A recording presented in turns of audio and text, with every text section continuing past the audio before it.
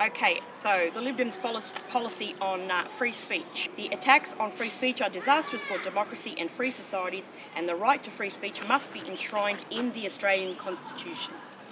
At the moment, currently, our legislation doesn't protect free speech. It's not written anywhere in that way. The only type of free speech is political.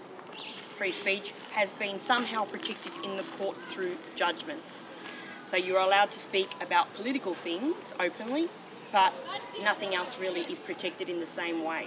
So we believe through our policy that that should be protected in a constitution here, that you should be able to say what you want to say. And I've had previous personal experience about that. I have, prior to the pandemic, was doing my own research so I could make an informed decision about what was going on around me and not just simply follow what the media was saying. So back then, that's what I was doing. I was researching all the new bills that were coming up, the legislative changes, and trying to work out why they were needed at the time. This is before we were locked down.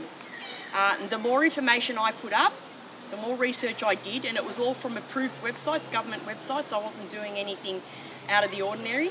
The more information that I put up that questioned the narrative that was being presented by the government and the media, the more I was censored and shut down. Now that just piqued my curiosity and made me more inquisitive and led me to more research.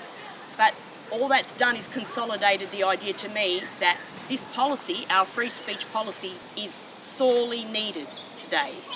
We need to have our rights protected so that we can make an informed decision, not only about what's put into our bodies, but about anything that affects our lives on a daily basis.